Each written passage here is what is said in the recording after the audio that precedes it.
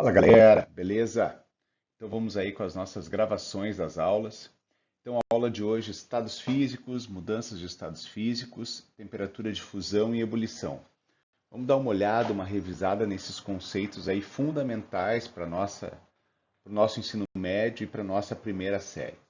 Certo? Lembra, assiste as aulas quantas vezes quiser, quantas vezes for necessário para fixar bem os conteúdos e na resolução dos exercícios. Ok? Bora então. A gente começa falando um pouquinho dos estados físicos mais comuns da matéria, né? Que é o estado sólido, o estado líquido e o estado gasoso. Né? Eu acho que isso é muito tranquilo para a gente. Né? Então, aí o estado sólido, né? Que é um estado onde a substância tem a forma e o volume fixo. Né? Então, a substância sólida ela é caracterizada por ela não mudar a sua forma e nem o seu volume.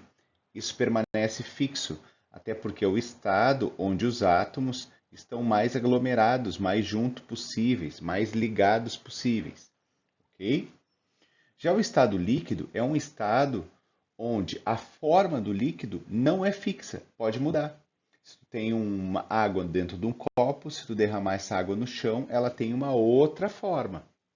Ela não tem mais a forma do recipiente. Por quê? Porque nesse caso, então, as moléculas, os átomos no estado líquido estão mais dispersos. Então, eles têm mais graus de mobilidade, mais graus de liberdade. Então, a forma dele é variável de acordo com o recipiente. Já o volume continua o mesmo. Né? Não vai ter, por exemplo, um copo com 100 ml de água.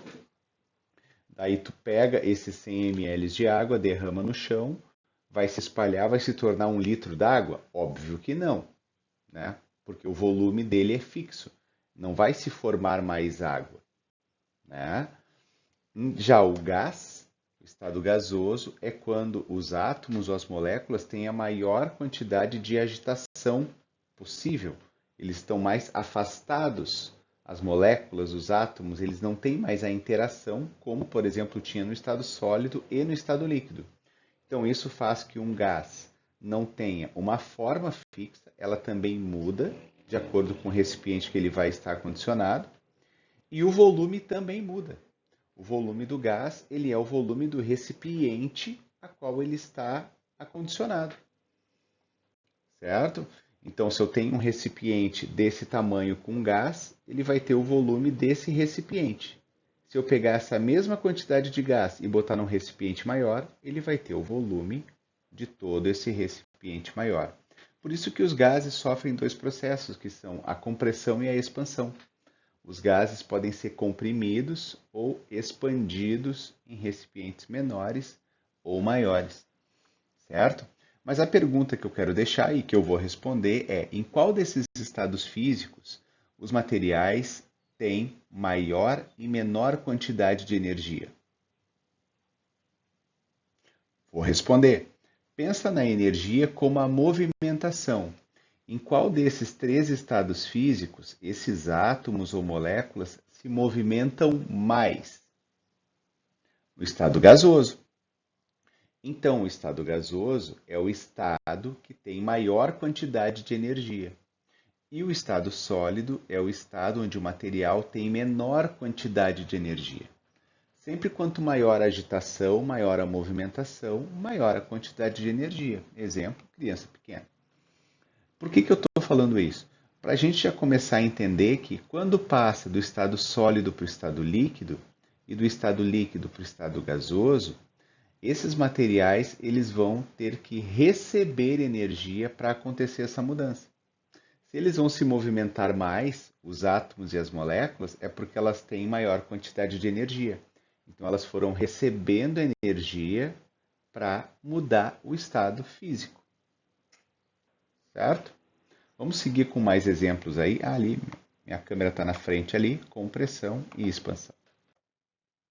Então, aí a gente tem os estados físicos mais simples, que também são chamados estados de agregação, né? Eles estarem agregados ou não, que são as mudanças de estado físico mais simples que a gente tem, que são as mudanças de, por exemplo, fusão, vaporização e sublimação. Todas essas que estão na parte de cima.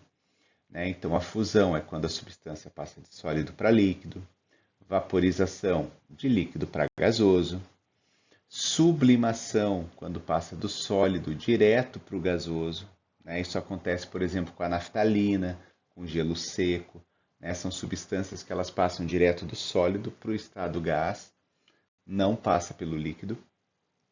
E isso acontece, olha o que eu falei, ó, com a absorção de calor, né? Então, o sólido para passar para o líquido tem que receber energia e o líquido para passar para o gasoso também tem que receber energia. Então, processos que absorvem calor. Se para passar do sólido para o líquido e do líquido para o gás precisa absorver energia, para voltar é óbvio que vai precisar perder. Que daí a gente tem qual estado? A solidificação, quando passa de sólido para líquido. A liquefação, quando passa de gás para líquido, ou também pode ser chamada de condensação, ao invés de liquefação. E a ressublimação, ou sublimação inversa, quando passa de gás para sólido. Certo? Então, essas são os nomes das mudanças de estado físico que os materiais podem sofrer, de acordo com alterações de temperatura ou pressão. Ok? A gente vai se deter agora um pouco só nas temperaturas de fusão e temperaturas de ebulição. Não, então são as temperaturas de transição de um estado para outro. Quando a substância está passando do estado sólido para o estado líquido, ela faz isso numa determinada temperatura, que é chamada a temperatura ou ponto de fusão, que é quando ela começa a passar de sólido para líquido ou vice-versa. Quando ela começa a condensar, a solidificar, também acontece nessa temperatura. E quando passa de líquido para gasoso, isso acontece também numa determinada temperatura, que é a temperatura de ebulição. Certo? Então, essas duas temperaturas são fundamentais para a gente conseguir descobrir os estados físicos das substâncias em qualquer temperatura. Então, a gente tem esse esquema bem resumido aqui. Os três estados físicos e essas mudanças, quando que elas vão acontecer? Depende da temperatura de fusão e depende da temperatura de ebulição. E quando a substância está em cima dessa temperatura, é quando está acontecendo a passagem de um estado para outro. Então, ela tem os dois estados físicos ao mesmo tempo. Tipo gelo. Quando o gelo começa a derreter, ele está na sua temperatura de fusão. Então, enquanto ele está derretendo, ele não sai da sua temperatura. A mesma coisa a ebulição. Quando a água está fervendo, ela está na sua temperatura de ebulição. Ela só vai sair dessa temperatura depois que toda ela passar para gás. Ok? Então, vamos ver alguns exemplos aí. Aqui eu peguei para vocês da água pura, que a temperatura de fusão é 0 graus e a temperatura de ebulição é 100 graus. Então, aqui acontece o seguinte. Eu quero saber qual que vai ser o estado físico da água nessas temperaturas aqui embaixo. Como que eu vou descobrir? A partir da temperatura de fusão e ebulição. Então, qual é a temperatura de fusão da água? 0. Qual é a temperatura de ebulição? 100 graus. Então, se a água tiver a menos 20, qual que vai ser o estado físico dela? Bom, menos 20 é uma temperatura menor que 0. Então, se está menor que a fusão, é sólido. Qual que vai ser o estado físico da água a 0 graus? 0 é exatamente a fusão. Então, ela tem os dois estados físicos ao mesmo tempo, porque ela está passando de um estado para outro. A 25 graus. A 25 é uma temperatura que é maior que a fusão e menor que a ebulição. Então, ela está em qual estado físico?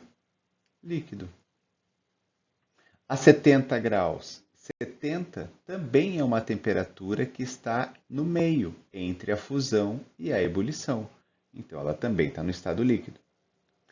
A 100 graus. 100 graus também cai na ebulição, que ela está nos dois estados físicos daí, líquido e gás, porque ela está na transição entre as duas fases. E 120 é uma temperatura acima da ebulição. Então, o estado é gasoso. Ok? Para fechar, vamos ver mais um exemplo desse, ao invés da água, que é o exemplo mais... Bom, nesse exemplo, então a gente tem a acetona, que é uma outra substância, que é o nosso removedor de esmalte aí, bem conhecido. Então, nota, a temperatura de fusão não é igual à da água e a temperatura de ebulição também não é igual à da água. E porque é uma outra substância. Cada substância tem a sua temperatura. Por isso que a gente está vendo as propriedades específicas dos materiais, das substâncias. Porque cada uma das substâncias tem a sua. Tá? Então, qual é a temperatura de fusão? Menos 95. Qual é a temperatura de ebulição? 56. Tá? Então, qual que vai ser o estado físico da acetona a menos 20? Menos 20 é um valor de temperatura que é maior que menos 95. Então, a acetona vai ser a menos 20 graus líquida. Qual que é o estado físico da acetona a 0 graus? 0 é um número maior que menos 95 também. Então, ela também é líquida. Qual que vai ser o estado físico da acetona a 25 graus? 25 graus é um valor maior que menos 95 e menor que 56. Então, também a gente está no meio dos valores da fusão e da ebulição. Então, também é líquida. Qual que é o estado físico da acetona a 70 graus? Agora, presta atenção, porque 70 é um valor maior que 56. Então, a acetona estaria no estado gasoso. E a 100 graus? 100 graus é um valor também maior que 56. Então, a acetona também seria gasosa. E a 120, ainda mais gasosa ainda. Certo? E com esses dois exemplos, tu consegue entender por que a acetona evapora mais que a água. A temperatura de ebulição da acetona é 56. E a temperatura de ebulição da água é 100 graus.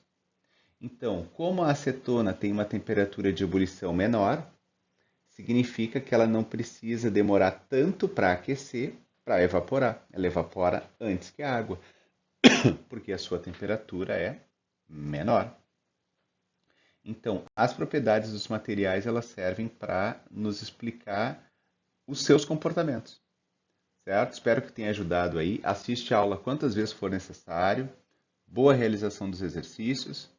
Até a próxima aula, gente. Abraço!